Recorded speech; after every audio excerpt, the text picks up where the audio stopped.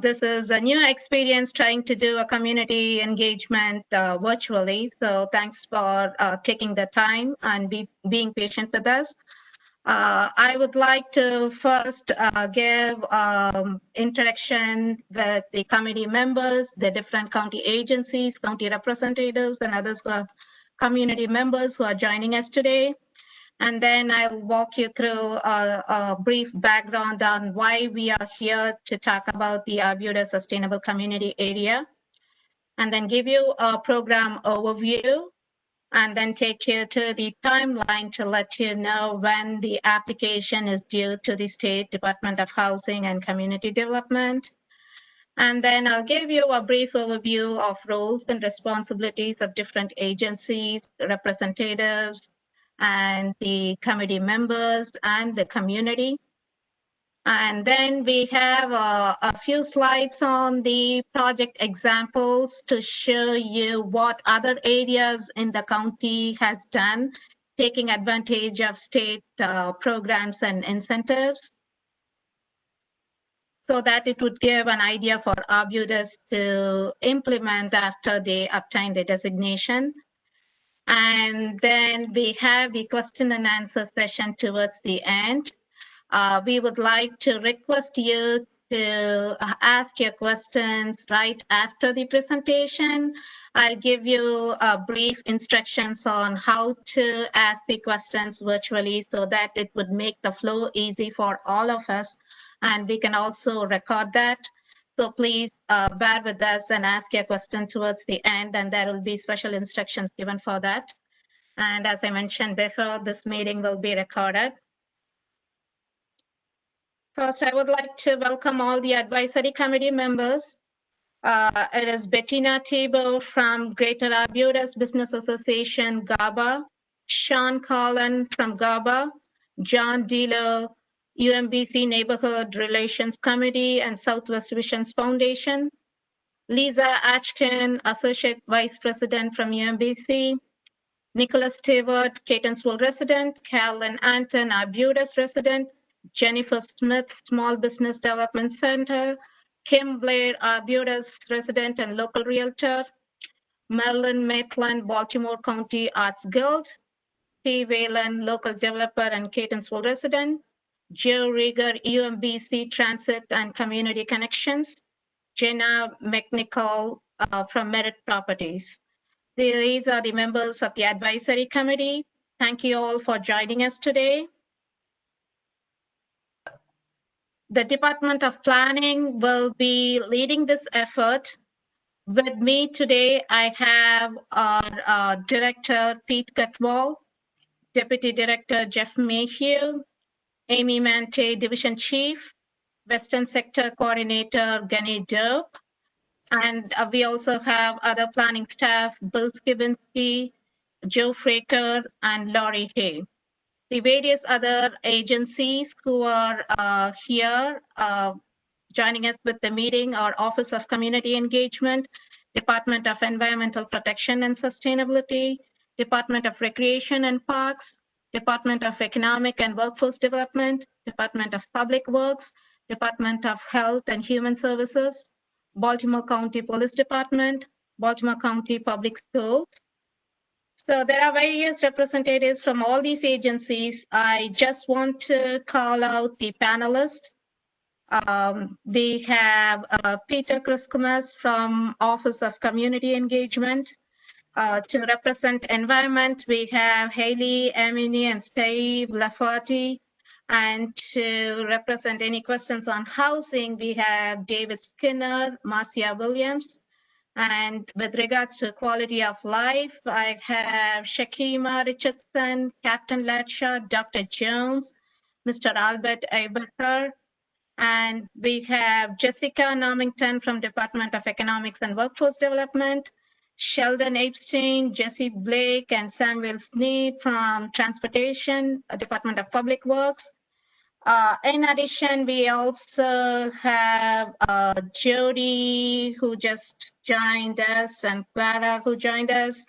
I would also like to welcome Senator Clarence Lamb and Delegate Terry Hill They have all registered. I can see the participants now. I would like to welcome you all. Last but not least, also Brian Morris from the council office. So to give you a little bit of a background on why we are here to talk about the Arbutus Sustainable Community Area, in 2019, after Catonsville obtained its Arts and Entertainment District designation, representatives from Arbutus Commercial Revitalization District reached out to Baltimore County government and they showed interest in obtaining Meadowland Main Street designation. So the main criteria to qualify for Meadowland Main Street designation is that it has to be in a sustainable community area designation. So that's a designation which we obtained from the Maryland Department of Housing and Community Development. So just to give you a background of CRD, the Commercial Revitalization District designation is a Baltimore County designation, which provides county staff support to businesses and provide all the property owners through county programs. So the Baltimore County supports Arbutus' effort to evolve and strengthen as a community. So the Department of Planning is kickstarting this effort to develop the Arbutus Sustainable Community Area Plan for submittal to DHCD to obtain the Sustainable Community Area designation. This is the proposed boundary. If you could see to your right, it's the zoomed in view, which includes the core Arbutus CRD area, and it also includes the Maiden Choice School, Arbutus Middle School, and Arbutus Elementary School. And this is the zoomed in view of the southern portion of the boundary. And as you could see, it includes the Arbutus Library, Hilltop Elementary School, Relay Elementary School, Hilltop Mark train stations, and St. Denis Mark train station. So the Sustainable Community Program originated from the Sustainable Communities Act of 2010. It is a place-based designation awarded to local governments. So being in a sustainable community boundary gives Arbutus the priority over state funding and incentives. The Sustainable Community Area is a public-private partnership to achieve historical and cultural resources, mix of land uses, housing and employment options, growth and development practices, healthy local economy. There are currently 8 designated sustainable community areas, and they are all located inside the URL. And the proposed Arbutus Sustainable Community Area will be adjacent to the Catonsville Patapsco Sustainable Community Area. So the eligible applicant to submit the application to the state are municipal and county governments. In this case, it is the Baltimore County government. The applicant should define a geographic area with an existing built environment in need of revitalization or additional state investment to strengthen the local market. And the applicant should also have a summary of initiatives of projects for revitalization, which is a requirement of the Sustainable Community Action Plan. These are the main focus elements which are focused in the application. So as you could see, the transportation focuses on transportation efficiency and access, transportation choices, opportunities for transit-oriented development. Economy talks about the economic development policies, initiatives or projects that will improve the economy through investments in small businesses and other key employment sectors, workforce development with access to jobs and opportunities. And environment deals with reducing environmental impacts in the community, conservation and resource preservation. Quality of life talks about the community strengths and weaknesses, parks, green space, historic structures, civic and economic assets such as employers, educational institutions, and cultural organizations and activities. Housing deals with the access to affordable housing, rental and home ownership, access to transit and community walkability, and local government support. This category includes projects focusing on, but not limited to, updating zoning ordinances or land use, updating municipal local policies, taxes, fees, increasing local government capacity, and updating planning documents. So the various state agencies have put together a revitalization toolbox that the sustainable community areas can take advantage of. The sustainable community designation is a threshold requirement for application for the areas to take advantage of all these state programs. Here is a snapshot of the revitalization toolbox, and this shows the various financing programs offered by DHCD, MDOT, MDE, and there are other tax credit programs and incentives. This is the proposed timeline.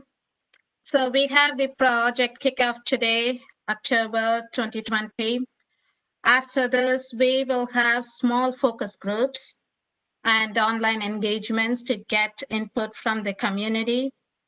And we put together the input and draft a plan, and the final plan is submitted to the Department of Housing and Community Development by April 2021.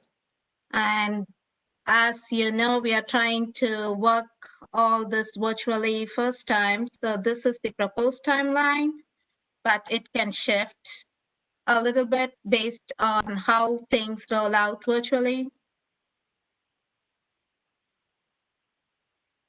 So now that we are in the virtual world and we are doing the community engagement differently, we have established a platform, the ArcGIS Hub. This is like a dashboard to collaborate with the community. So here you could see all the information like the presentations, the pictures, the surveys, the community input, the feedback. It is like a platform to have all the information under one roof. So the Department of Planning is working with OIT to establish this platform. So this is called ArcGIS. So we are working towards getting all the information under this platform.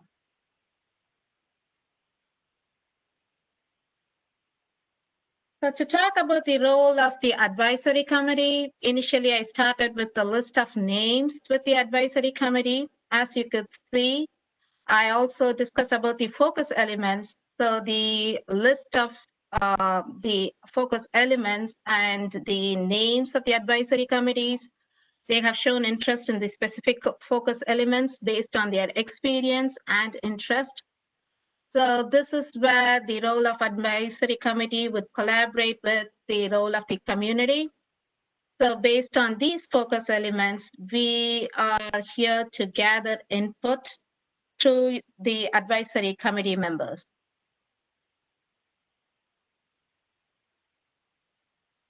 And to talk about the role of the county representatives, I initially listed the various agencies who are here with us today. And there are representatives as panelists who are ready to address questions from the community based on these focus elements. So there are names here based on their departments and their interest and their expertise. And again, it's all based on the focus elements that's required in the application.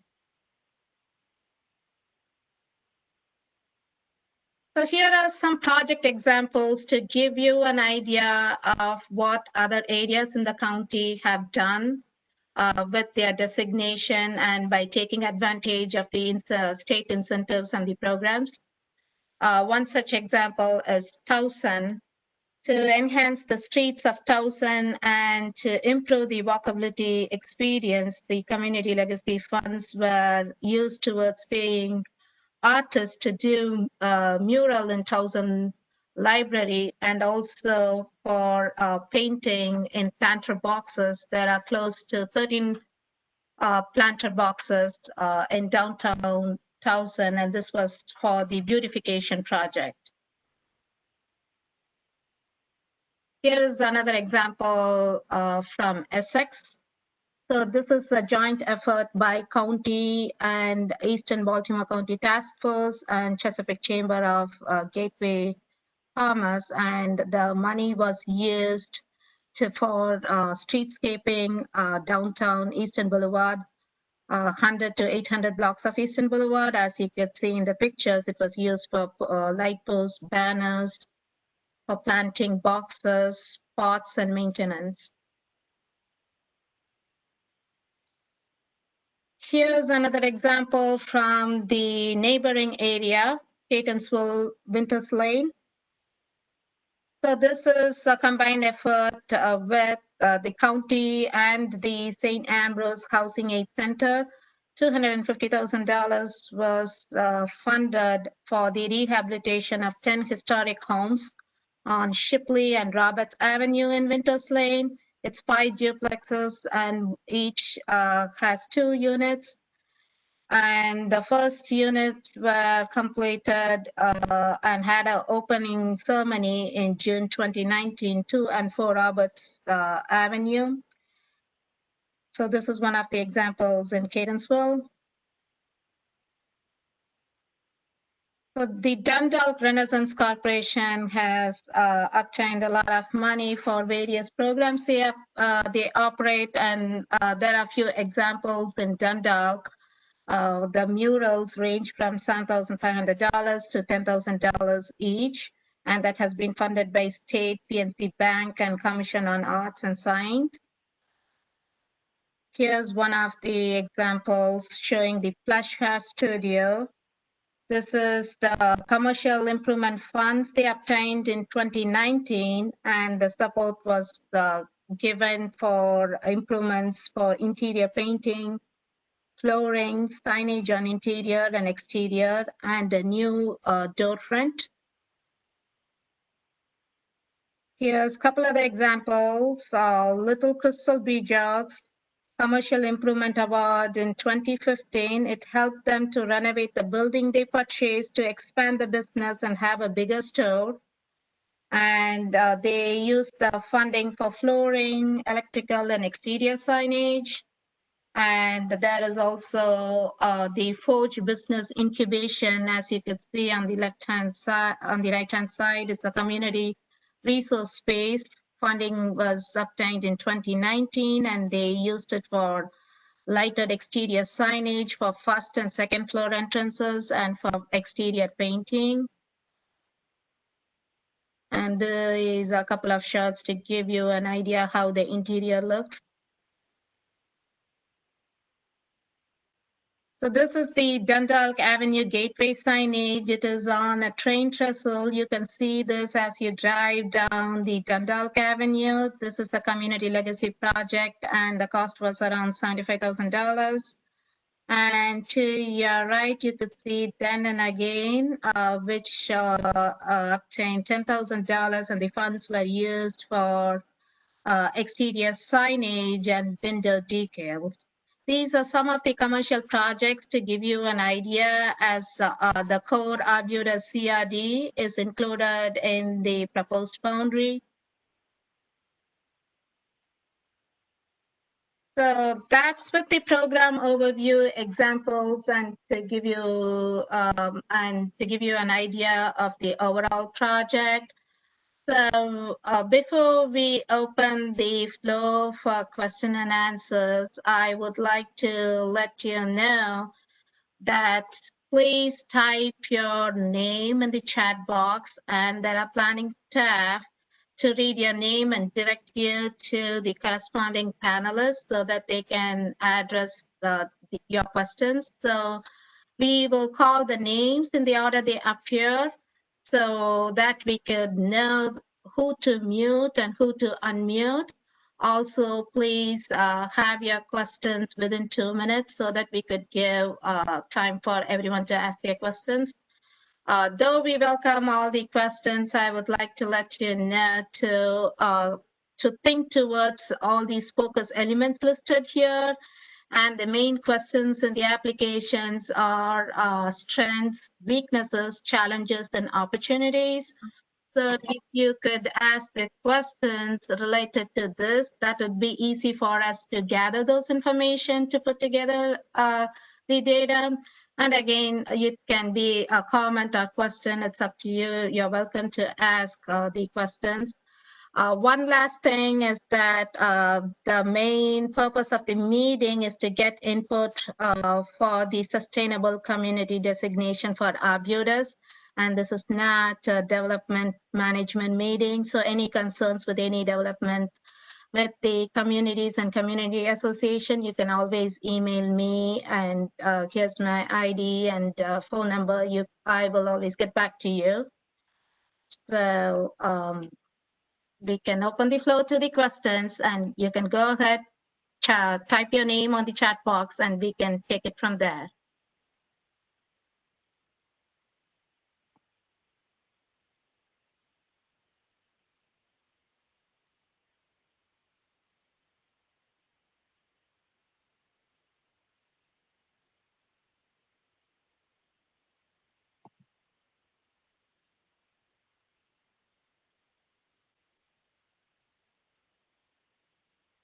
I just stopped sharing my screen because I wanted to see the chat box to see if there are any comments or questions. I see Amy has already started with her comment to receive the questions. Josephine, I just received a private message from Joseph Regier. I believe he has a question. He is now unmuted. Oh, hi. Yes. So I see Sam Sneed, Dan Allen, Jesse Bialek, I believe, and Sheldon Epstein. Which of those persons would be best to contact first for follow-up on transportation? For transportation, you could contact Jesse Blake and Sam Sneed, either of them. They both are representing from DPW, so you could contact either of them. They'd be happy to help. They are panelists now too. If you have any questions, they would be happy to take questions now. Well, this is outstanding to begin with. I just have some basic questions maybe they can mull over. So representing UMBC Transit, our connection with the community is pretty extensive in terms of routing and frequency.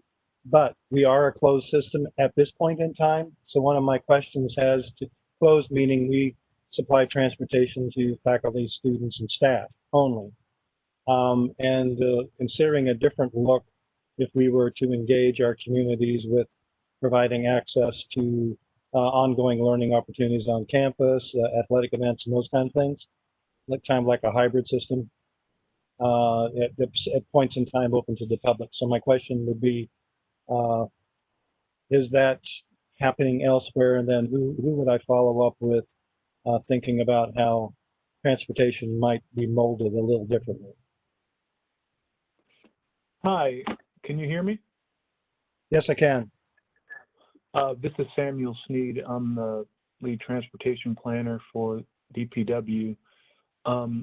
If you could share with me your future plans for integrating outside of your closed system, I'd love to see that. We've been exploring some micro-transit options, and we're in an ongoing process to implement the Towson Circulator.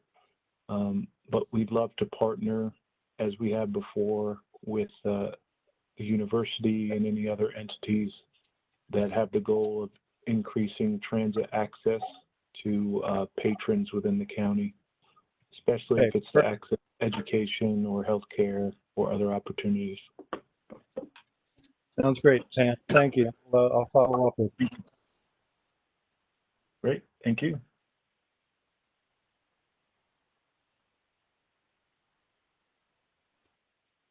please put your name in the chat box if you can, so that it would be easy for us to read out the name and the questions, and it would be easy for us to record everything. And I would also request the panelists to turn on your camera when you're answering the questions so that the community can see your face and know who they're talking to. Thank you.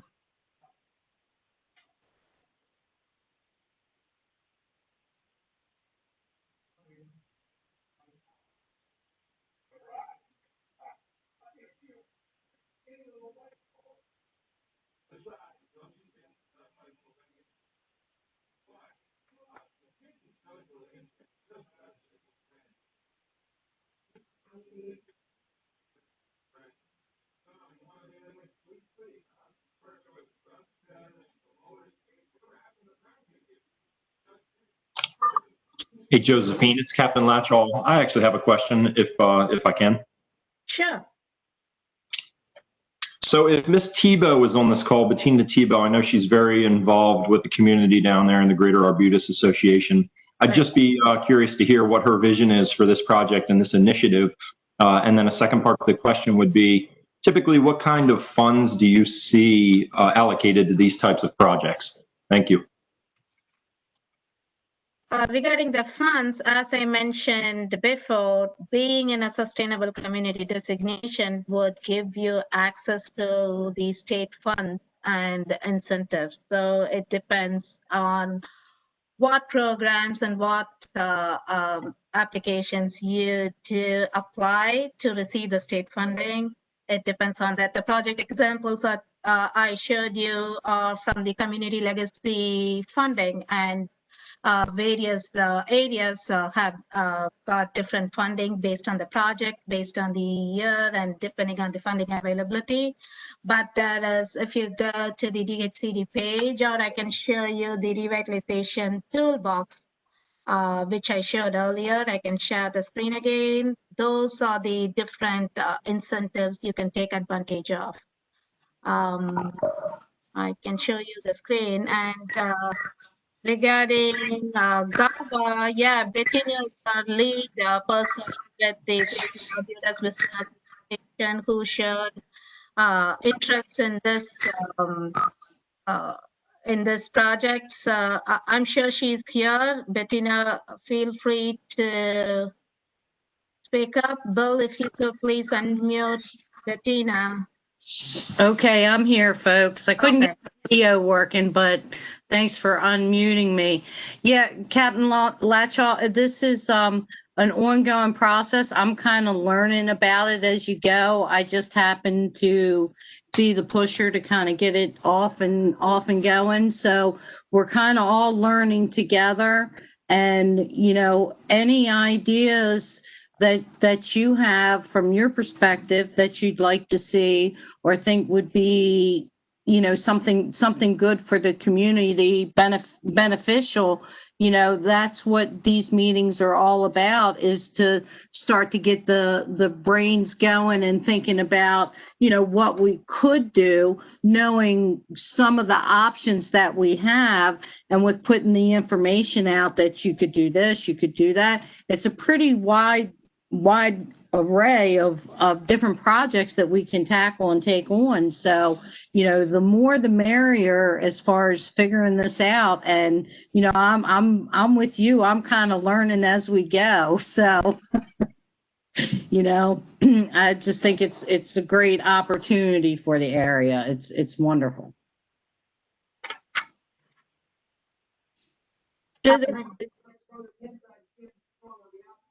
Thanks, Bettina.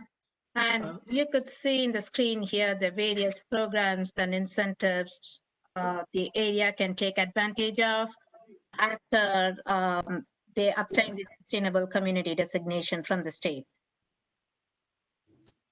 Josephine, there's a question in the chat that I can read, and if Bill could unmute the speaker. Michael McCullough had a question about us putting a sidewalk along a quarter-mile stretch along Potomac Avenue in Hellthorpe.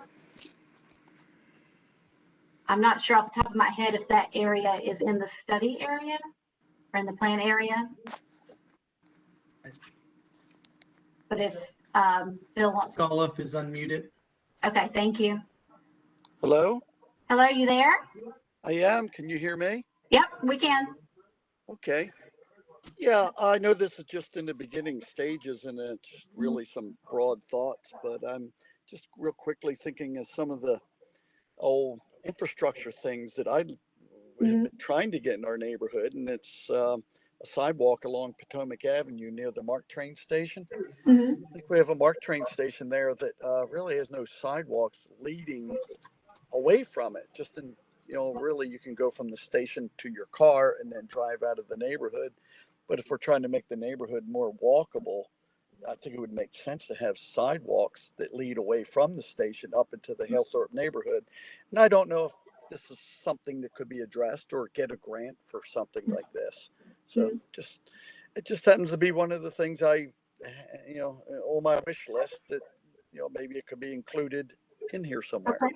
Just a Yeah, thought. I think I mean, I think that's a good suggestion, and I think that's something that we can look at in the process of this plan.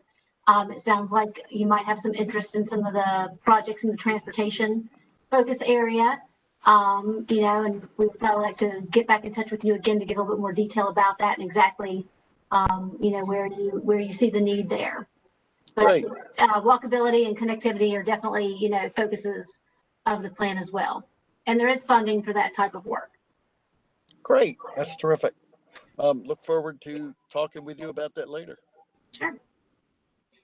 Thanks for taking my my chat. Sure. Like we're running a really weird talk show here. Hey, Josephine, I can, if you don't mind, I'm just sitting here brainstorming. I can throw some things out to maybe spark some more conversation as well from a police perspective, if you want. Sure, go ahead, please.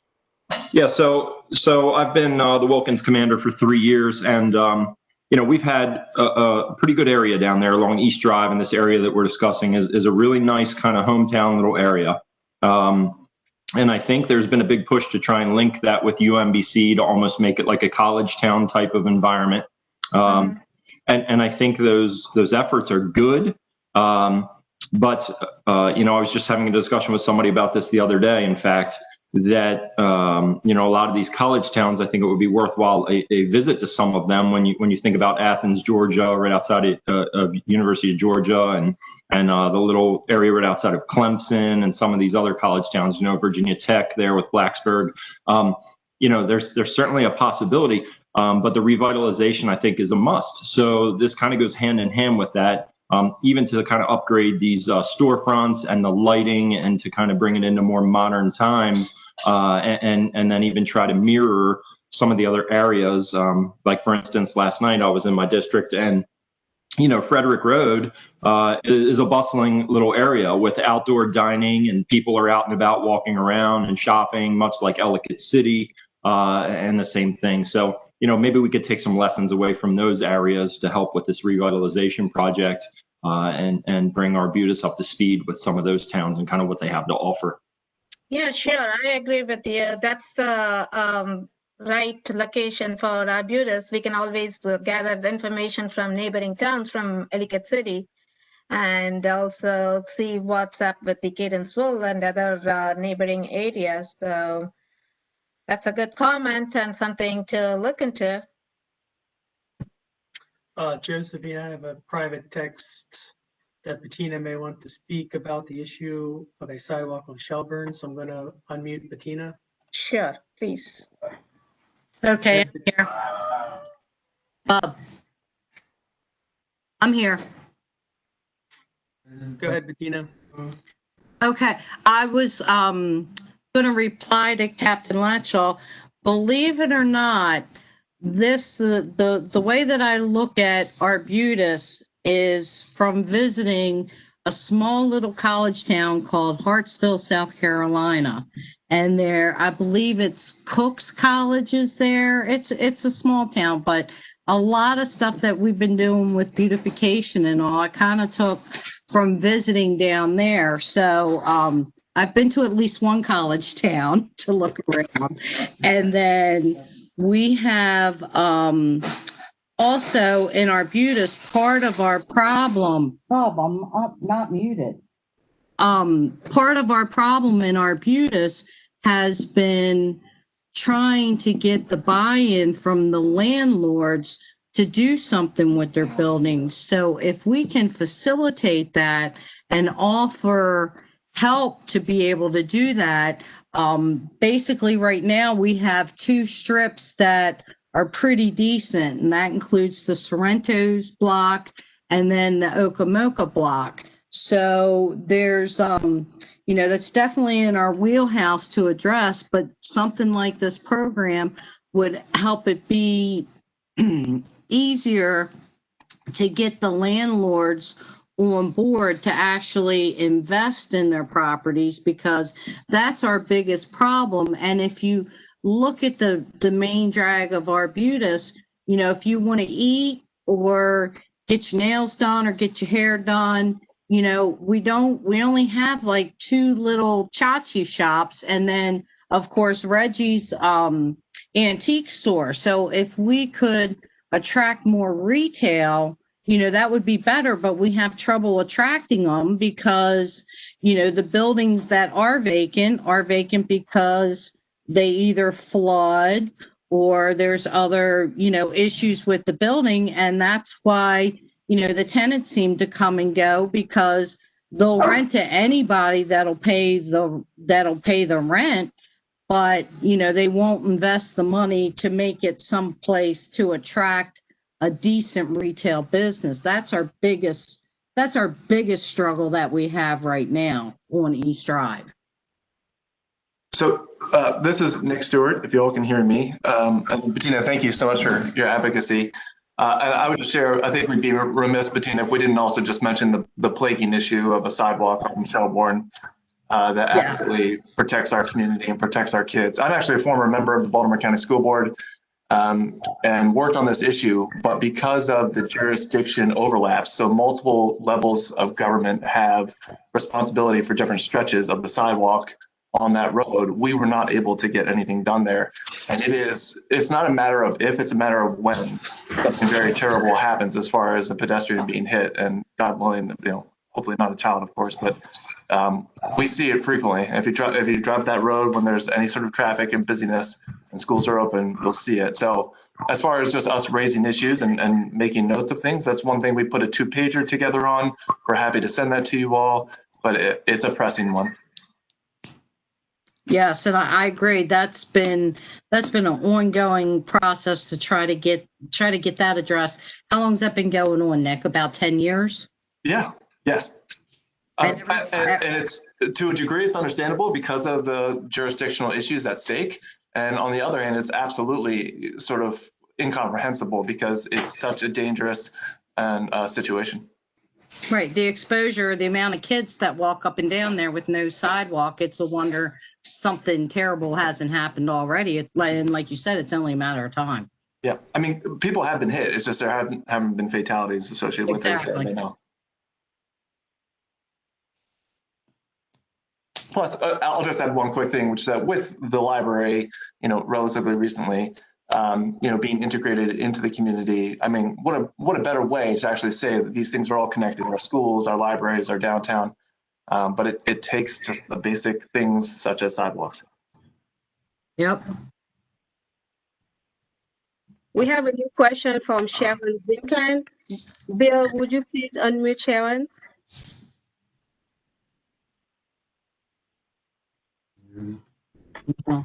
Go ahead. Hello. Being a family in an area that has really deep roots, and from my great-grandparents to my grandchildren still living here, I'm wondering if, revitalization is great, but what about the history of the area? Would that get lost when we're turned into a college town, so to speak?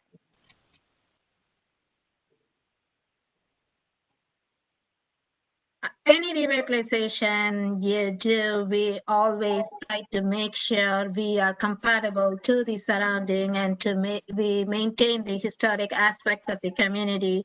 As a matter of fact, relay is also included in this proposed boundary, which is a county historic district, and which has been recently downzoned to maintain the existing conditions and to be compatible and to maintain the historic aspect of the community. So revitalization, as you mentioned, is always good, but any revitalization which comes in should always comply with the codes and should always comply with the existing conditions and maintain the historic aspects of the community. Okay, thank you. You're welcome. I do have a private text from Tracy Leeser, who has a question. Oh, hi, everyone. Thanks. This is Tracy. I'm a resident. I completed the online survey, but now that I see the briefing, I wondered if the projects that I suggested, Michael suggested the sidewalk by the MARC station, but I had a few other ideas. And now I just wondered if you could go over again what the boundary under consideration is. I may have suggested some things outside the boundary because I didn't understand. So could you just go over the boundary again that's in question for the projects? Sure, I'll share the screen again. Just hold on a second. Okay.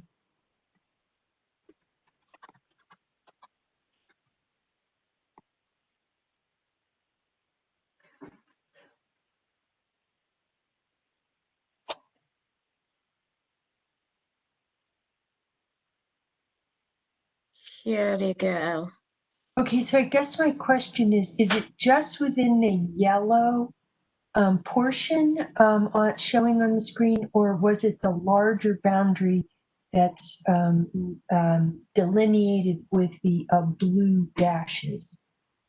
Actually, the sustainable community boundary is a pink color, but due to various other boundaries running there, you can't see it. Let me share my GIS screen for you to better see. Can you see my GIS screen? Not yet. It's a I think seeing the slide again. Hold on. Can you see it now? Oh, yes. Oh, okay, great. Okay, so I knew this question would come up. I have here highlighted in red. That is the boundary. And this is Relay District. And this is the Arbutus CRD. So this red one, which lines is the proposed Arbutus Sustainable Community Boundary. Can you see that? Yes, great. Thank you so much. You're welcome. I don't know if this could be in consideration under the transportation, but I suggested looking at the intersection of Washington Boulevard and Halethorpe Farms Road. It's just very ugly, and I think it gives a poor impression of the area because it's so ugly. It's right where the fire station is. And I'm not sure what could be done there, but again, that was something that I thought might, if it could just be maybe beautified somehow, would just make the area sort of more appealing. Again, I think it's a very ugly intersection. I know the area you're talking about. It's somewhere here, right? Washington Boulevard and Hilltop Avenue. Yes. Is transportation having anything to say, or else we made a note of your comment? Okay, well, thank you so much. You're welcome. Sure. This is Sam Sneed. I'd like to chime in. There are several things that can be done to beautify an intersection. You can add crosswalk, you can improve the sidewalks in the area. You can also add foliage, trees, lighting, benches, trash cans, transit amenities. These are all things that can beautify an area. You can also add signage if it's a gateway area in the community. So these are options that, if suggested, could be part of the sustainable community plan to enhance the intersection itself. Are those things you'd be interested in? Yes, I think all those are great ideas and should be up for consideration in that location. I do feel, you'd have to take a look at it and come up with some ideas, but a lot of those things might work and could help, to sort of beautify, if that's the right term, that area, which again, I think is very ugly. So thank you for that. Sure. Thank you. We had an additional comment in the chat from Michael McAuliffe again, and I don't know if he wants to speak to this, but he did mention that intersection, in his opinion, is ugly because there are 2 derelict liquor stores there. Yes, there are liquor stores there. And Bettina was requesting to speak. I'm going to go ahead and unmute Bettina. Yeah, I can, I had a couple things I wanted to speak to. I believe the one liquor store has closed down at that intersection, and through the sustainability work, Josephine, isn't there funding available for, lack of better words, for demolition to revitalize a certain strip of property? Wouldn't that be something that was in the scope of work for the sustainable community? There are funding for strategic demolition funds available through the state. DHCD offers that, so that is available once we obtain the sustainable community designation and apply for that. Yes. Right. So that's a good thing to keep in the back of our heads for, an upcoming project that we'd like to see. I know within Arbutus, we have the old Leeds Cleaner building that's been vacant for ever, and that might be a good spot to revitalize that section of property right there. It sits behind the Shell station on the corner of Linden and Leeds Avenue. Yeah. It's right there. And then if I could circle back to Miss Zincan, to Sharon Zincan, when we started exploring the options with Arbutus, we had met with folks from Patapsco Heritage Group to talk about, how they looked at things and how they operated and did things. And apparently was told that, there's not really a whole lot of historic stuff in Arbutus. So if there's things out there that people know, right in Arbutus proper, if there's some historical stuff there, share it with me, let me know, because we weren't able to identify a whole lot that was historic right there in Arbutus. But I go along with Sharon that we need, I would like for it to keep its, its little time capsule, but in a little bit more of an updated way, because it does have a certain charm and character. And I'd like to hold on to that, not modernize it, too much. But if there's anybody in the community that knows of some historical stuff, please share it with me, because we looked at that over a year ago, probably a year and a half ago or so. So that's all. Any historic information that we could find through GIS, I can share with you, Bettina. Okay.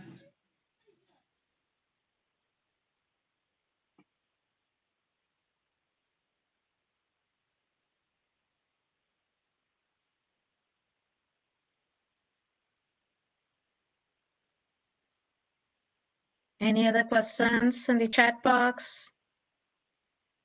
I don't see anything else, but Mr. McAuliffe did make a comment that Amy mentioned. I don't know if he wants to speak or not.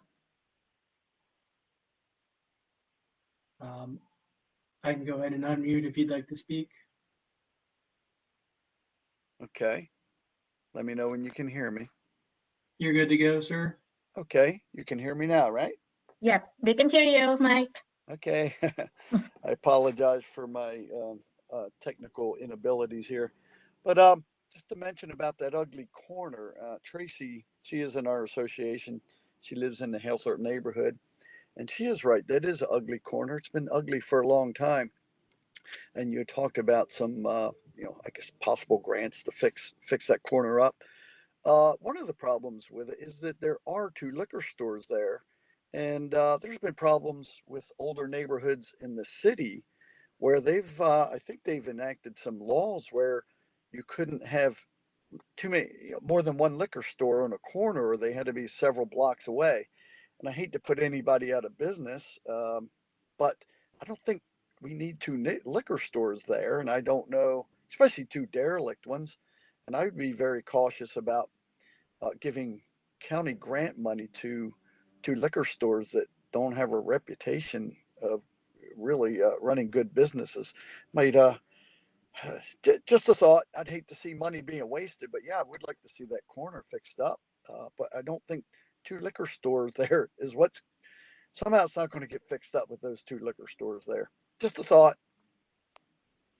Point taken. Thank you. Sure. Thank you.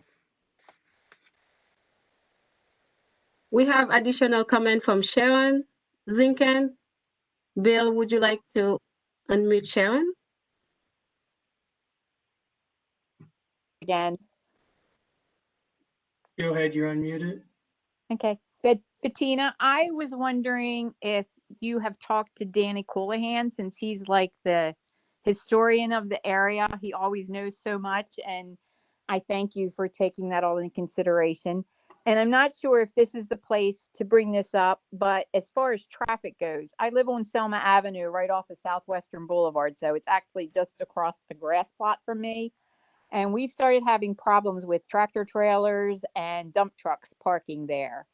And we actually, when Jimmy Malone was in office, he had signs put up, but they never came past the I-95 bridge, like towards the city line. We're far from the city line, but the signs were supposed to go up further. And I'm just wondering if that could be in the traffic part, because it really detracts from the neighborhood. I mean, everybody along here keeps their houses really nice, and it's a nice little area.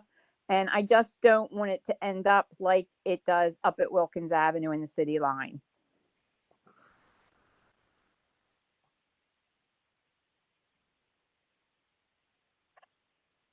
Okay, thanks for your comment.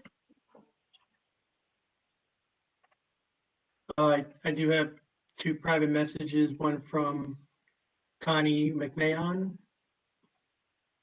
I will go ahead and unmute now. Can everybody hear me? Yes, we can hear you. I'm an Arbutus resident, a long time Arbutus resident of 52 years.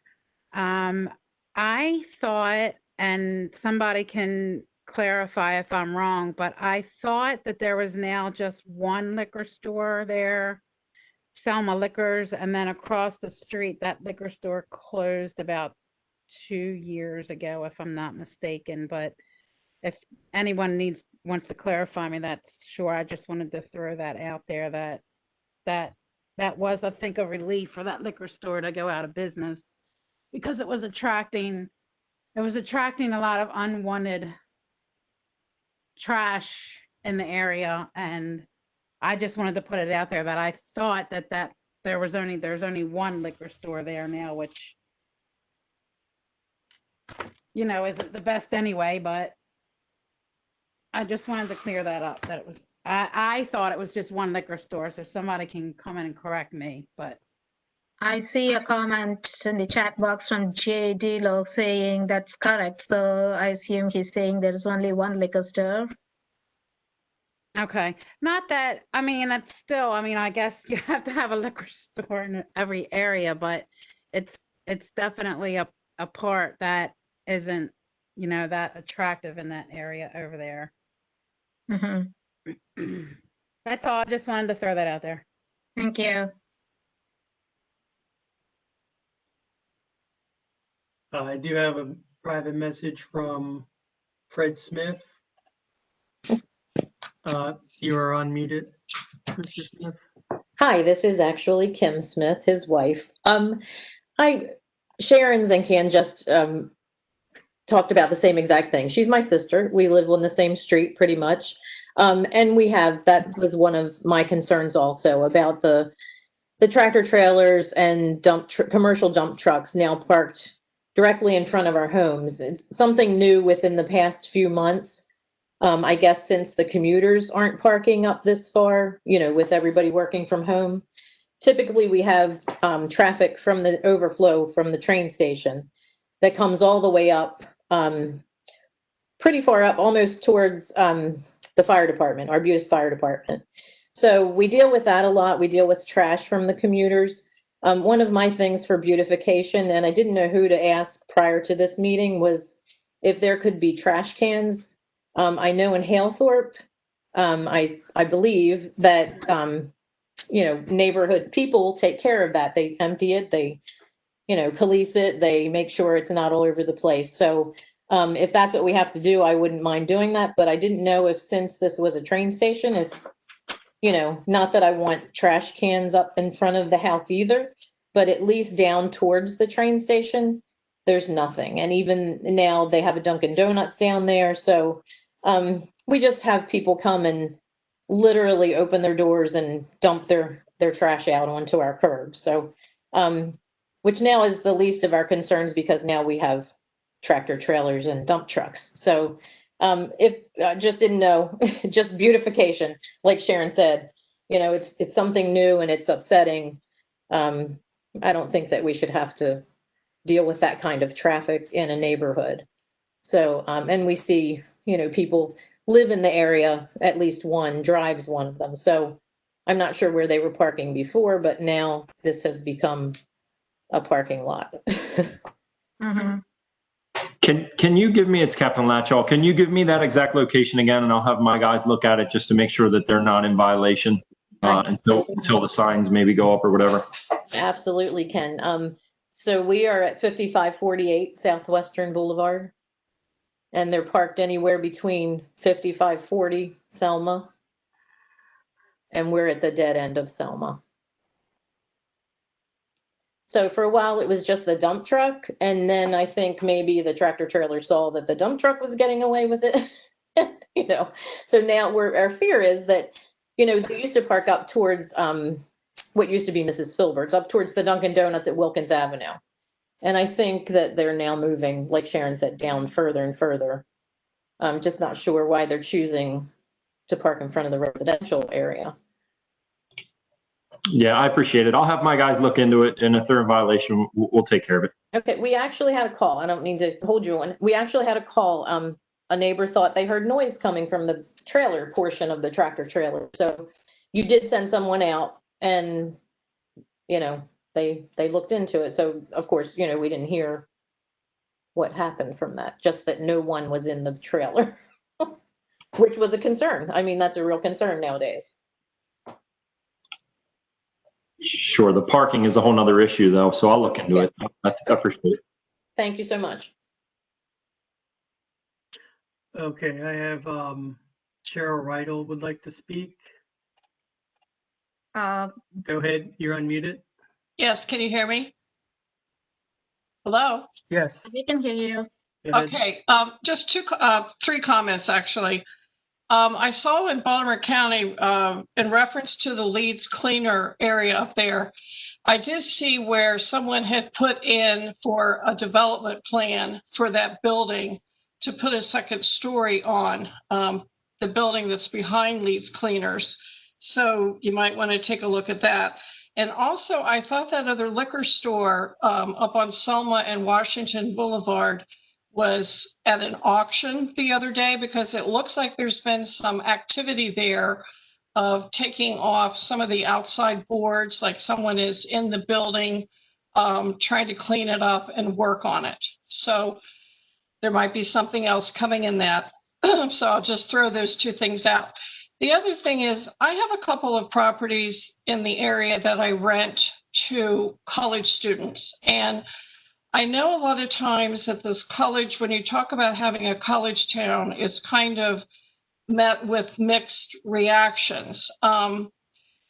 I've always tried to provide off-street parking in the areas that I have that, because I find that that really upsets the local residents if there are a lot of additional cars in the neighborhood. However, with the new law that's out in Baltimore County, that if you have a property, you can't rent to more than 2 unrelated people, okay? This kind of makes it difficult for some of the places that have 3 bedrooms on what it is that they are charging for rent and what the students are able to do. So a lot of them are going to Howard County, to Elk Ridge, because in those areas they can have 2 people per bedroom. So they can have up to 6 people. Baltimore City can have 4 people. I just wish there was some way that some of this could be mitigated. And when I really kind of take a look at this, if I look up some of the streets like Elm Road or Circle Drive or some of those places, it would, if some of those places would have parking in the back, that they could have 2 cars off site and in the back, then that would only leave 1 car out on the front. And I don't think it would be so bad for the neighborhood. And if you think about it, a lot of those residents could very easily have 3 cars themselves if they have a mother and a father and, you know, a teenager or something that has a car. But if you take a look, if I take a look at the houses I have and the students I have, they are now going up to Okamoka. They are going to the Mexican restaurants. They go to the pizza places. So it keeps me thinking that if there was a little bit more of some of this housing that was controlled in the area between like East Drive and the UMBC campus somehow, I would think that that would add to the business of the people that are there, because they want to interact with the community. And there's a lot of the UMBC students that actually come here from India and different places. So they're not over so much on Frederick Road. They're looking for places to live in that Arbutus area. A lot of the Frederick Road people, I find, a lot, not all, but a lot of them are students that perhaps live with their parents in the area in Catonsville. And you're right that Frederick Road is like a bustling area, but I do find a lot of people want places in Arbutus. They can't find them because they want to have usually 2 or 3 people living. And I have a lot of parents calling me and trying to find places for their children and to be able to live. And they don't want to go down towards the city. They see Arbutus as a safer alternative, okay, to live, but they just can't find a place to live. So I know you all want to talk about making the businesses look better, and I think that goes a long way. But I think if you had some more people there that would be ready customers in the area, this would certainly help a lot of those food places that are there. Thank you.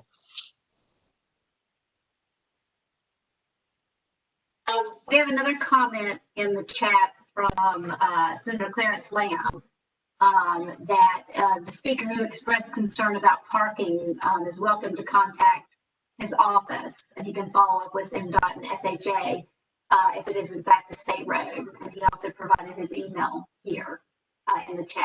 So if anyone's interested in contacting him, he is welcome and open to that and have a discussion.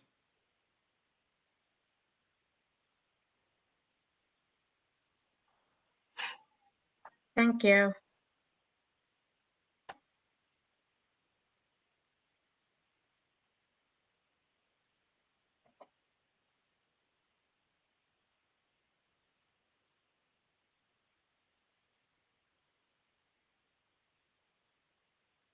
Any other questions?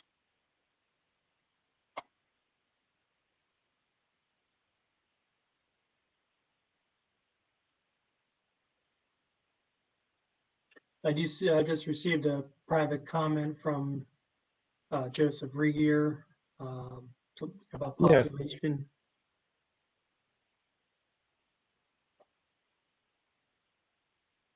I don't know. Yeah, there we We are. can hear you, Joe. Okay. So, a few years back, we did, the transportation did us around Arbutus and on our routes. And interestingly, we were at the 6 UMBC within, I would say, 6 blocks. So, interestingly, we do have a lot of renters, and we have a lot of faculty and staff in the area. So, like it or not, Arbutus is a college town in many ways. So, how we do that better, I think, is the question. Not necessarily is it or is it not. It is. And if we can get people to spend more money within, a few blocks of their home, I think we would have succeeded in a lot of the economic development we're talking about.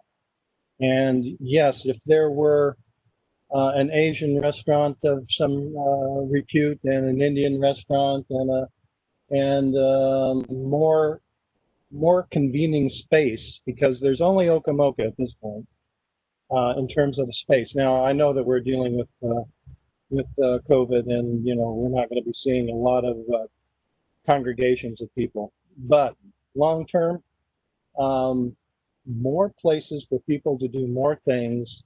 You've already got 400 residents there, and so it is a college town.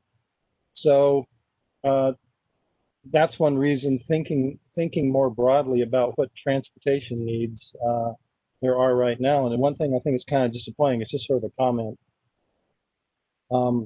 Since we have got reduced population at the Mark station, wouldn't this be a great time if we had something in the works that looked like some parking garage construction going on? I mean, if you were to look at the 300 cars on the street when times were normal, to me that's one of those that's a benchmark of some planning problems. That is a popular station in good times, and the overflow onto the street just it's amazing. And just one more comment before I sign out. My buses do run down Shelbourne, and yes, I've got pictures of kids in the street and my bus passing them. I've got pictures of women pushing strollers with 2 or 3 kids in tow on the street, and an MTA bus passing them. So MTA and myself are very concerned about Shelbourne Road, and somehow we've got to demystify the way forward on that sidewalk.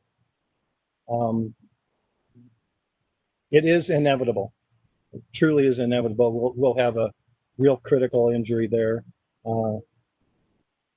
And I guess I'm done with that.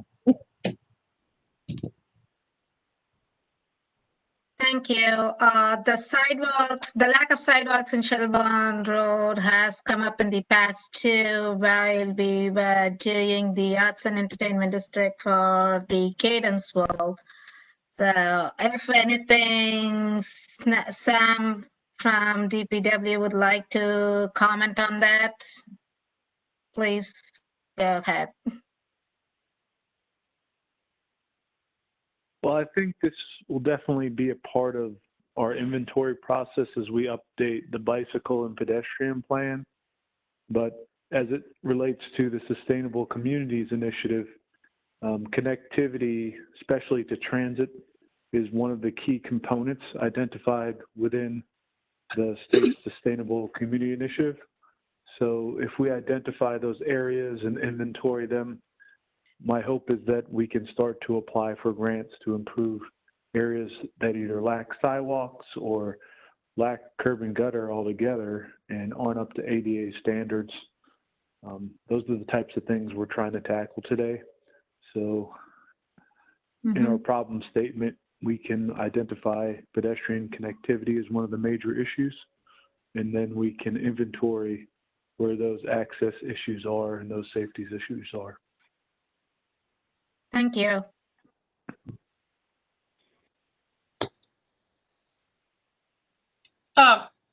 Yes, I was wondering, a lot of times when I see that bus that's coming from UMBC coming through Arbutus, what is the target ridership on that?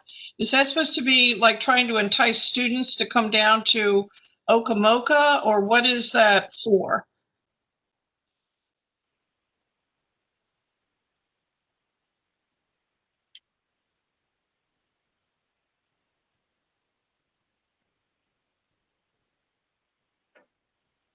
Hello?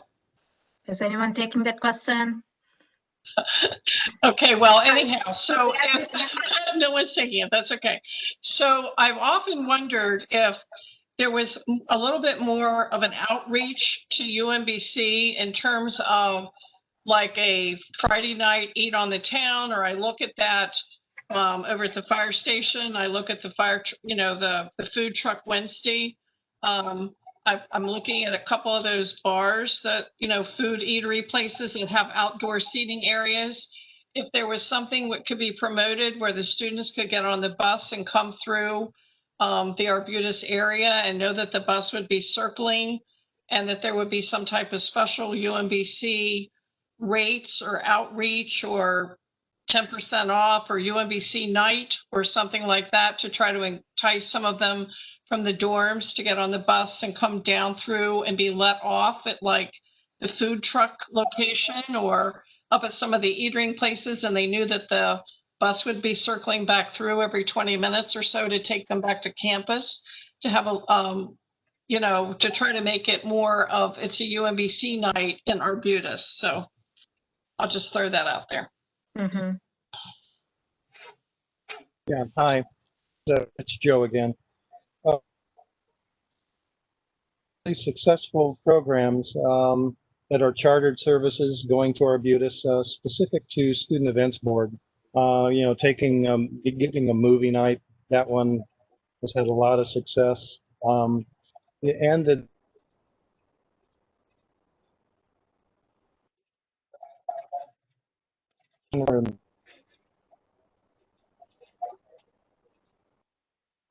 right now, in terms of being our campus being mostly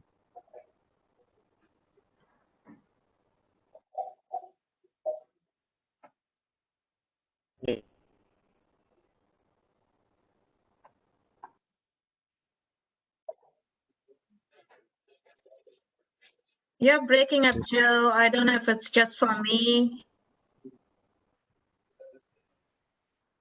Excuse me? We can hear you very clearly. How about now? Is there anything you can put it in the chat box? Yeah, we can hear you now. You can hear me now? Okay. Okay, Yes. so the route is a popular route, and it runs both for the residents in the area and to the retail areas. Now, a lot of the people living in Arbutus are within walking distance of campus and the Arbutus retail section. So there are, I would guess, just seeing what I see from the bus, we probably have a few dozen students who walk to campus. And then we have 100 daily riders. When you add that up, the two trips in and out, you get into the hundreds. So if you add up the Catonsville and the Arbutus and so forth, we're moving about 1,200 students a day from home to campus. And all of those routes contain some opportunity for retail. And then we have some specific routes that go to the Rundle Mall and Route 40 for shopping and so forth. So the reason for UMBC Transit over the years has been, number one, I think in some ways to avoid that $40 million parking garage, and then to be able to grow and service and entertain a community aspect to the campus. So it's intentional. So any suggestions you have for special nights and charters that do special things, we're open to hearing about. We would love to be able to say that, join us on the bus as we progress down there for the, those food trucks and stuff. When I was down there and we were running good back in the day, only a year ago, 50 or 60 UMBCers would be attending those events. And that's what we need in terms of off-campus community. That works. Thank you. I'm going to go ahead and unmute Bettina, who would like to speak, and then after Bettina, there was a question from Mrs. McMahon. Go ahead, Bettina. Hi, I just wanted to add on to Joe's conversation about UMBC. For the past 2 years, this year, of course, was much different, but we've developed programs with UMBC. It's called Extend Beyond Campus. And we've done both digital, well, UMBC's done both digital and trifold to list the services and businesses that are available for the students. So we've been proactively targeting the students through their different groups and whatnot. And with those brochures and digital information to encourage them to say, hey, come on down. These are the businesses that are down there. We have a dry cleaner, plenty of places to eat. Of course, now there's Okamoka, there's the movie theater. So that's been an ongoing program with UMBC and the Business Association to help advertise Arbutus to the kids and make them more informed about it. And, back in the day when they had the welcome back day, the move-in days for the kids, we would go up there and, promote the businesses. So, and I agree with Joe, we definitely are a college town. It's just, maybe not your typical one, but, we're Arbutus. As far as the UMBC market goes, that's a whole market that's sat right next to Arbutus, and we would be foolish not to tap into it. So that I just wanted to piggyback on Joe's conversation. And we have a similar comment in the chat that students want to come to Arbutus and they want to stay engaged with their college time, just don't know what's available. I think a UMBC night or week where the movement of students into Arbutus is promoted will increase business engagement and retention. Yep, that's exactly right. The Extend Beyond Campus, something that Bettina mentioned. I remember seeing that in the web pages to explore Arbutus, Stevensville towns, UMBC. I believe there are UMBC representatives here. I know Lisa couldn't join us today, but she did mention a couple other representatives are joining today. If you have anything to add, you're welcome to put it in the chat box.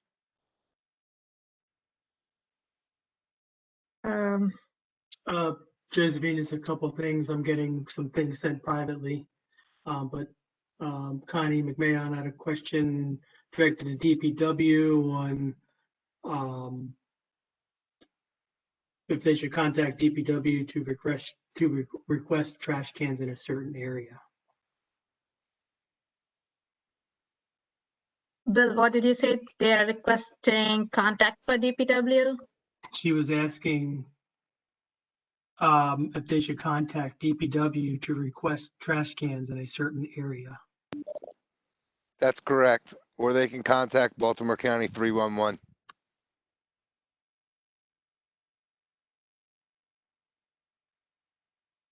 Thank you.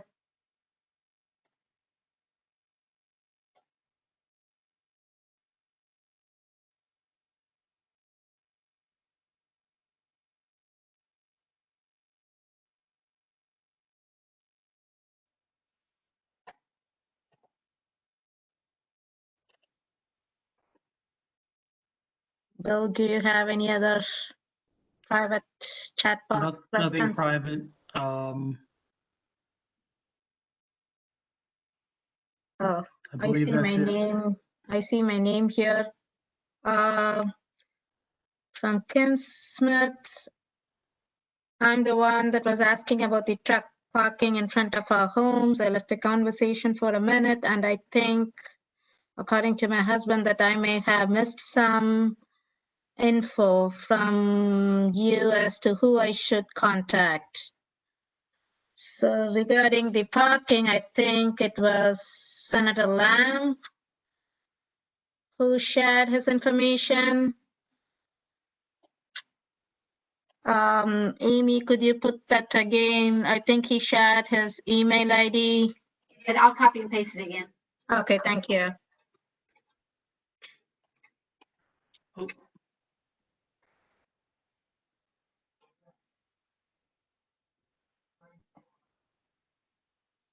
Yep.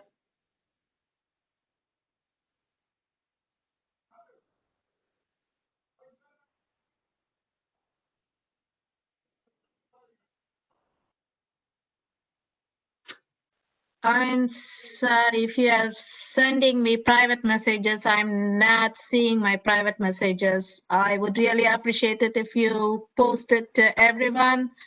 And we have staff here to help with the comments and the questions. I was talking and not paying attention to my private messages.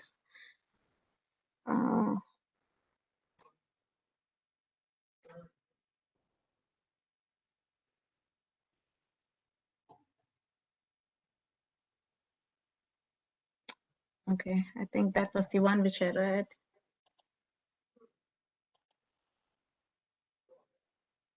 Any other questions?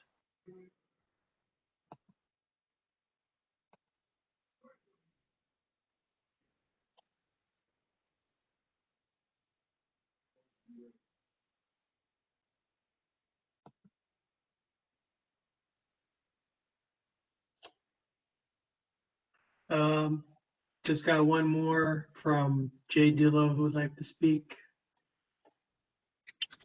Go ahead, sir. Thanks, Bill. So this is Jay Dillo, kind of here in three capacities. Co-chair of the UMBC Neighborhood Relations Committee for a long time with Lisa. One of the board members of the Southwest Vision Foundation, which is a new foundation, a 501c3 that's kind of been doing a lot of work behind the scenes on this, and happen to live on Poplar Avenue, a short walk from the campus. So I just wanted to thank all of the county staff for all the work they've been doing and allowing Pete to relax on his beautiful deck. That's always helpful.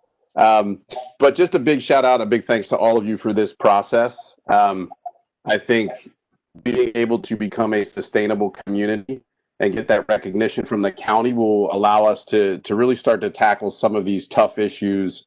Rather, it's getting the pedestrian bridge and all the stuff that Nick and Bettina were talking about on Shelbourne, or Mike, that sidewalk on Potomac, or even some other amenities that so many people in the community have been really trying to get done for many years. And what we didn't realize is that we needed a designation from the state so that we can start accessing those dollars. So pushing this process forward and getting everybody's support is going to be really great. And just wanted to take a minute to thank everyone who's been involved with a lot of work behind the scenes to make this happen. So thanks so much. Thanks, Jay. Thank you. Want to remind people about the website and the hub and the survey? Yeah. That's all we got on the chat box before I. We have a new one from Connie McMahon asking, do we have a rep in here for the Arbutus Association? Was wondering about the few unrented spaces on East Drive. We have had a couple renters in there, but it never last. Bettina, do you want to take that? We have Bettina from Arbutus Association. Yes, that's what I was speaking to earlier. With part of our problem in the redevelopment of Arbutus is the landlord, and quite frankly, they're derelict landlords They will do nothing to improve their building, so they'll get somebody in there and then it floods or they have other problems and then the tenants move out. So, hopefully through this process, we can help, you know, encourage the landlords to make investments or help them to make investments to make it a more vibrant area. But if you look at the block on the north side of East Drive across, well, it's basically both sides of the street. The old pool hall, and then the block across from that, the old pool hall was, went through so many hands and nobody really wanted to invest in it. And then finally, someone invested a lot of money with a very poor plan. So now that's set, but at least the inside's a little bit better shape than what it was. It's just not conducive to the area, but hopefully we can find a solution to better utilize that space. And then the block across the street from that, that's basically the Poodle Salon on down to right before Lucky's. You have one salon at the end and the Poodle Salon, couple little retail stores right there, and then those other ones, they all change over because they flood. When it rains, they get water in there, and it's hard to have a good business come and move into Arbutus with the conditions of some of those buildings down there. So it's a sad but true fact right now. And, if you take a good look at the shopping center at the end of East Drive, those guys are, the owners are from, I think, like PG or Montgomery County. And they will not put a dime into their buildings. So that's one of our biggest stumbling blocks, is to get the landlords on board and to give them the vision of, you invest a little bit money, you can have that return and way more, but they're not willing to make the investment. So hopefully a program like this could help them see the light that it would be a good investment. Bettina, Connie has followed with the same question that can we call the landlords, and I think I know one of them. And what happened to the painting place? They didn't have the painting place. They didn't have the community support the business. So it's a double-edged sword. You get a neat little business in there like that painting place, and that was perfect, but the community didn't support it, so they weren't able to survive.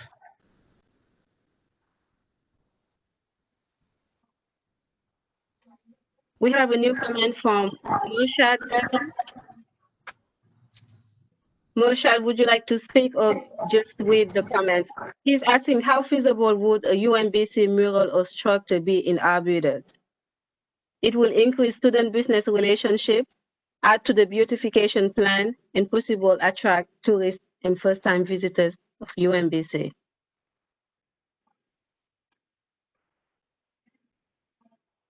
So is it a comment, or are you asking us planning or suggestion? Mershad Devon is unmuted. If they would like to speak.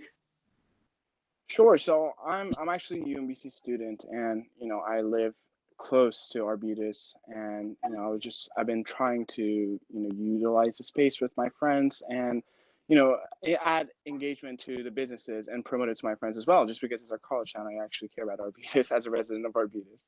So I was just thinking of different ways that we could increase the movement of students to Arbutus, just because we have the resources for movements for students to go in there. But I feel like just because the culture of UMBC is much different than the culture of the town, that distance is what's an inhibiting factor from the movement. So I was just brainstorming of different ways that we could promote and make Arbutus more attractive to students. And to UMBC students, especially to you know, so they can feel at home at Arbutus like they do at UMBC. So that was I guess a question and a suggestion and idea at the same time. Yeah, that's a good point. The point that Okomoka is a combined effort of Arbutus and UMBC. So any effort combining the institution and the community is always a good idea to encourage and implement. We have one more question from Krista Wallman. Krista, would you like to speak? Bill, could you unmute Krista? Go ahead. You're unmuted. Hello, how are you? Yeah, So good. I was really just a comment, just one thing that I've always thought about. We have a lot of attractions in the area like Guinness, Heavy Seas, and that brings people from everywhere to our community, but they really don't come into Arbutus proper. It would be great to try to really revitalize the downtown, restaurants, shops, things that would keep that money that those people are spending in our town. You know, maybe travel from one to another, maybe some bus loop that would connect the areas to get people from one area to another. Would also attract the college students, I would imagine. You know, trying to make downtown look cohesive. Obviously, the buildings are old and have been there for a very, very long time, and there's additions, but everything's mismatched. So I think trying to make everything look nicer would be helpful in a revitalization. It just seems like a great area and it's walkable. You have the state park, so many places that draw people from everywhere to our area, and they go to Catonsville. So we just need to try and find a way to get the landlords to draw them to Arbutus. Thanks for your comment, Krista. Looks like we have another comment from Joe Ryder in the chat about solarization grants for businesses. I don't know if Steve Lafferty's still on, if he would like to address that. I mean, that's certainly something that, you know, you can get funding and start a program to encourage that type of thing. But I don't know if Steve wants to speak to that on his end. I didn't quite follow the question, Amy. Is it solarization? It says, yeah, Joe Ryger, who's been talking about, he's with the transportation group at UMBC. Are there solarization grants for businesses? There are some programs available. The county actually has an existing grant tax credit program where businesses can apply for a number of energy improvements such as solar or just basic weatherization energy efficiency. It would be through our economic development people. I can get you that contact, Joe, if you want that. As far as I know, though, there are no state programs specifically that would provide a grant to an individual business to install solar. All right, thank you. It looks like there's another comment from Jennifer Fun. I don't know if she wants to speak, but she's asking if a walkthrough could be scheduled with code enforcement to inspect some of the problem properties.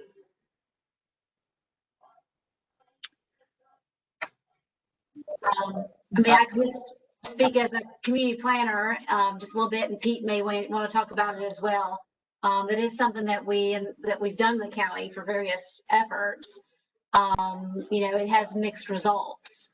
Sometimes there's other ways of going about engaging those landlords, and oftentimes the code enforcement sweep is kind of the last option.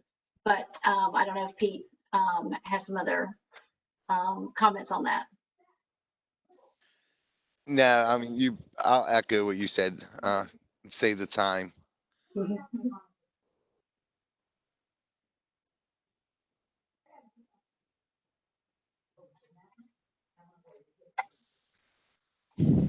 It looks like Fred Smith or Kim Smith would like to speak. Go ahead. Hello. Just to kind of build on that, I was wondering, are there any grants that can be given to some of these landlords for improvements of their buildings? I mean, would that be considered not necessarily beautification, not an aesthetic, but something like Bettina was saying, a lot of the buildings have problems. There could be that some of these landlords can't afford to do the repairs or whatever. Is there any kind of grant that's ever given for that sort of thing? The county currently does not have grants per se. We have a commercial revitalization program that's actually run out of the Department of Planning, where you can get free architectural services through our Architect on Call program. You can get a zero interest loan through the Building Improvement Loan Program. Based on the amount of your improvements, you can get tax credits. That all being said, after sustainable community plan is done, and you kind of have a framework in place for projects, it's not uncommon for groups working in these districts to develop maybe a facade improvement grant program with money they get from the state. It's something that an organization, a nonprofit has to run and offer, and obviously funds are pretty limited. And usually it's kind of a match. It's not just giving out money. That you might get a couple $1,000s to improve your facade, or maybe make some kind of repair to your roof if you're having like a leakage problem. But there's usually a match. So there's really not a whole lot of just kind of free money to throw at things, but there are funding resources out there. Okay, thank you. Mm-hmm. I just posted the link for the county programs, for the commercial revitalization programs that the county offers, if you want to take a look at it.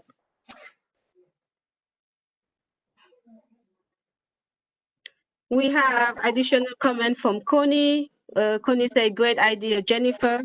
We need to hold these landlords accountable. I have it an Arbutus resident my entire life. These landlords are bringing our community down.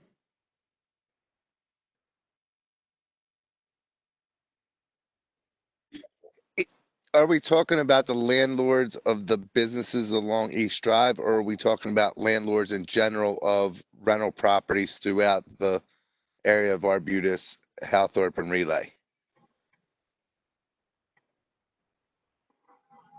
Do you want to unmute Connie, Bill? Okay, go ahead.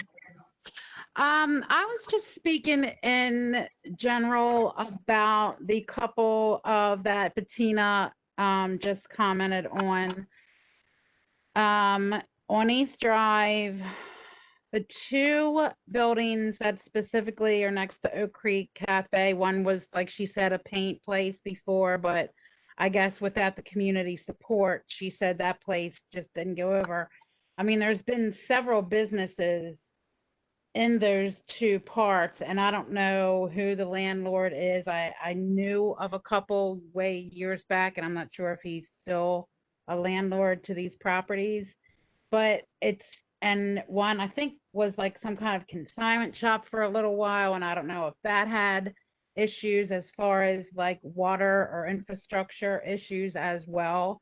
But it just, as a person that has been living here all my life, I just remember going into Arbutus with my mom as a child, and we would spend the whole day shopping in Arbutus.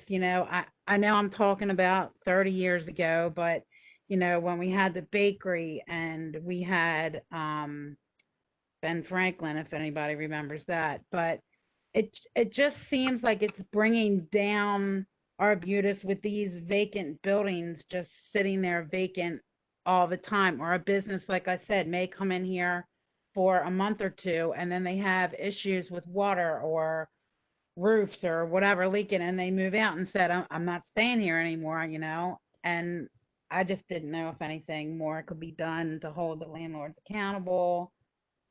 It's just an eyesore in a way.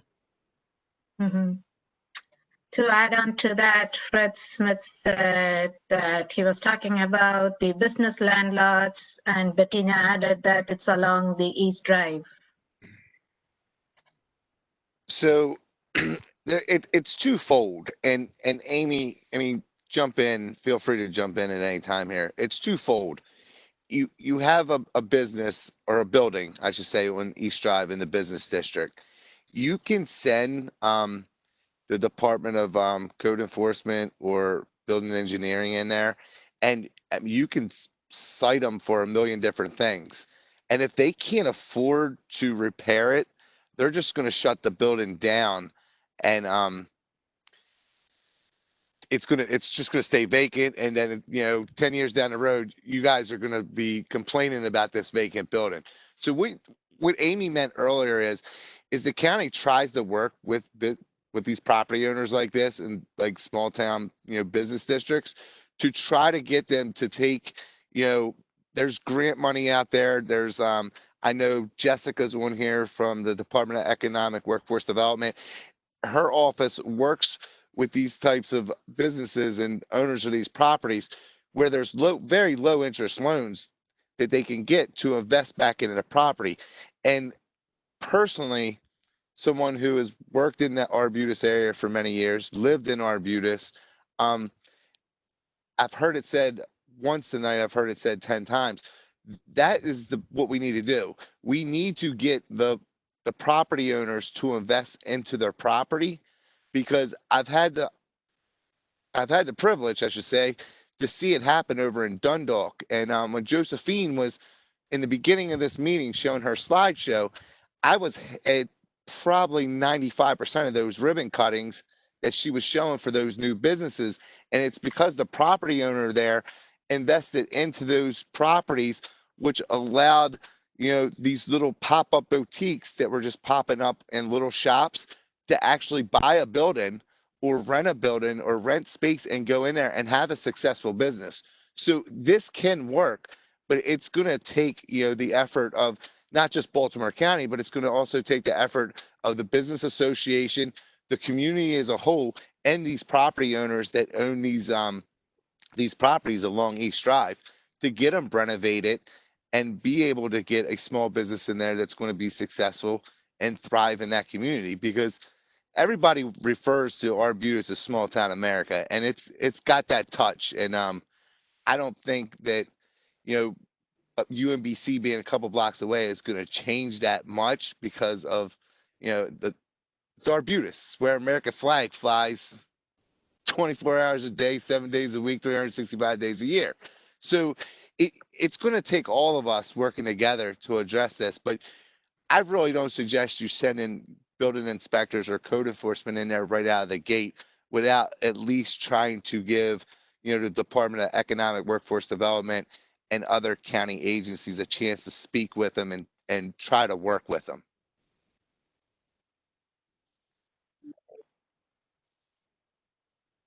Thank you.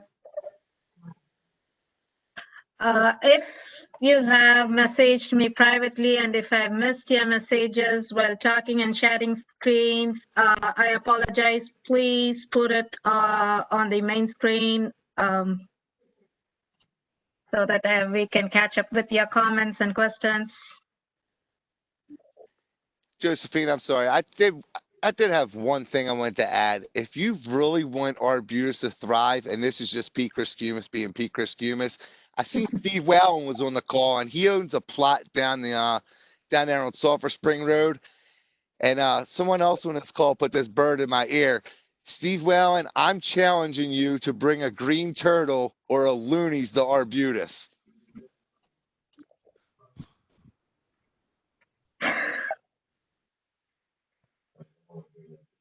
Do you want us to unmute Mr. Whalen?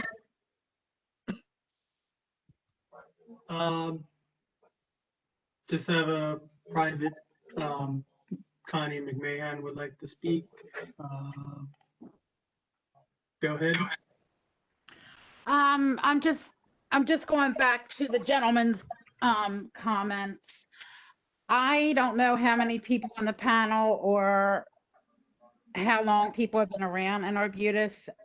My big thing is when I was going back to saying how it used to be like when I was a little girl growing up and going into Arbutus with my mom and my sister, and then seeing Arbutus now how it is, it's still Mayberry. That's what we used to call it, Mayberry. And back then is where we need to try to get it to, because I think as far as income for the community, we would prosper. I just, like I said, I'm just a resident, so I don't even know how to go about doing this. And are the landlords that own some of these businesses, if they're not even, if they're in Montgomery County or something like that, maybe they don't know the repercussions of abandoned buildings sitting there, how it's making the town look. I don't know if the abandoned buildings, if the landlords could come to a meeting of somewhat and they be spoken to about maybe revitalizing things or seeing if they need help with repairs.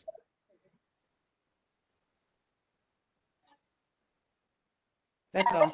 That's fine. I mean, I think a lot of this effort, in developing this plan is creating and identifying partnerships. And I think partnerships, with willing landlords, partnerships with, maybe those who aren't as willing, trying to identify and having those conversations to kind of look at the bigger picture, to come up with, kind of projects and target areas. Kind of one of the best things that often comes out of these types of efforts is that you get a couple property owners who, kind of agree to do something, and you maybe didn't get all 10, but you got 1 or 2, and that's a start. So, we always try to approach it, kind of, what Pete said too, start to have a conversation first. And whether they're in town, out of town, whatever, between, our experience in planning and economic development, we've kind of seen the whole gamut of folks on that kind of spectrum. So, I think that's not unusual, and that's definitely something that we've heard loud and clear here tonight. Thank you. I see a few other comments coming up, but I would like to wrap up. 5 more minutes left. I would like to give a final wrap-up instructions on what to expect and next steps.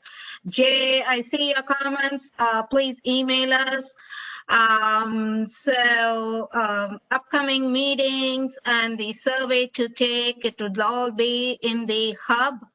As I mentioned before, that's the online platform we are going to use to collaborate with the community. So in all those you discussed here today, and if you have anything else to add, there is a link to the survey which is posted in the website and also in the hub, and I will also share that link with you all.